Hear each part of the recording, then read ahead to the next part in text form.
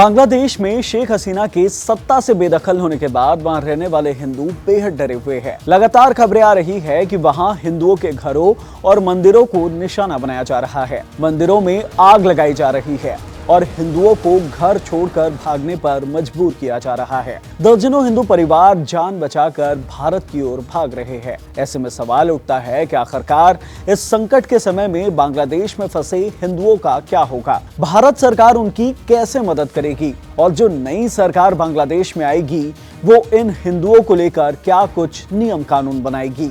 जानते हैं इस वीडियो में। Hello everyone, I am Himanshu and you are watching uncut.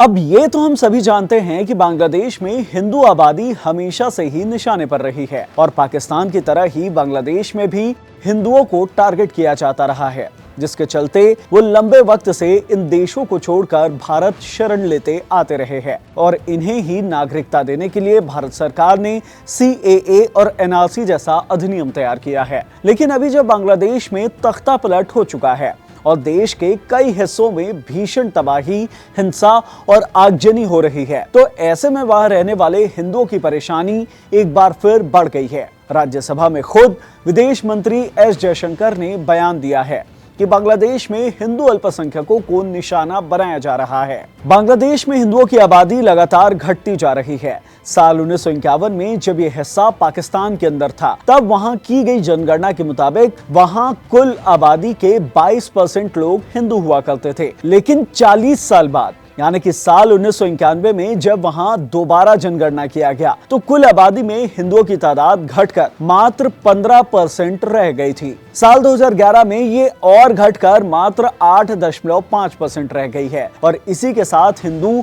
वहां के सबसे बड़े धार्मिक अल्पसंख्यक बन गए हैं।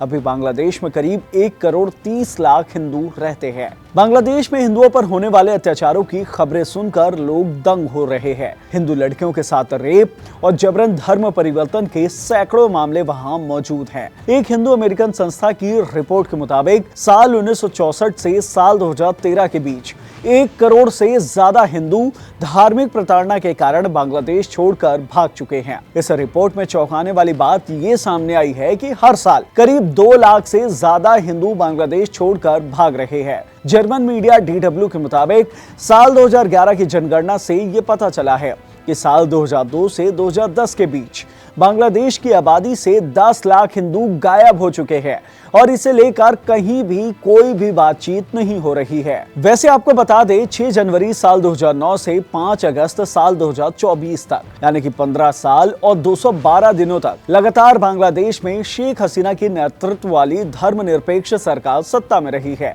लेकिन उसके बावजूद बांग्लादेश से हिंदुओं पर होने वाले उत्पीड़न की खबरें लगातार सामने आती रही। लेकिन अब जब शेख हसीना सत्ता से बाहर जा चुकी हैं और उनके विरोधी धुर कट्टरपंथी पार्टियां मिलकर सरकार बनाने वाली हैं, तो ऐसे में वहां रहने वाले हिंदुओं के होने वाली प्रताड़ना की खबरें बढ़ जाएंगी और इसे सोच सोचकर हिंदू और ज्यादा परेशान हो रहे हैं और देश छोड़कर भागने पर मजबूर है, जबकि अभी से ही उन्हें इसका उदाहरण दिखने लग गया है। वहां हिंदू मंदिरों को निशाना बनाना शुरू किया जा चुका है।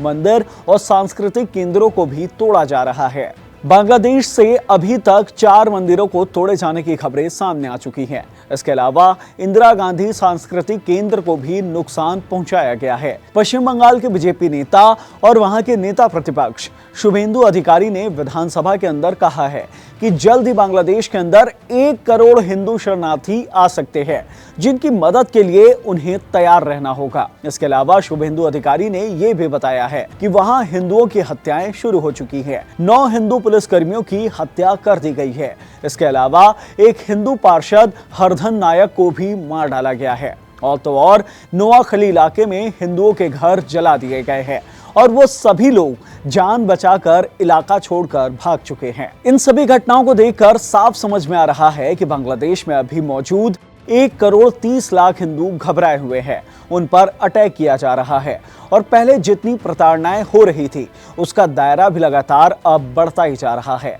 हो सकता है जल्द ही बड़ी संख्या में हिंदू बांग्लादेश से छोड़कर भारत शरण लेने आए, जिसके लिए सरकार को और सीमा पर मौजूद सभी राज्यों को तैयार रहना होगा। इस वीडियो में इतना ही। इस वीडियो से मिली जानकारी आपको पसंद आई हो तो इसे लाइक कर दीजिए, शेयर कर दीजिए। साथ ही हमारे चैनल अनकट को जरूर सब्सक्राइब कीजिए। धन्यवाद।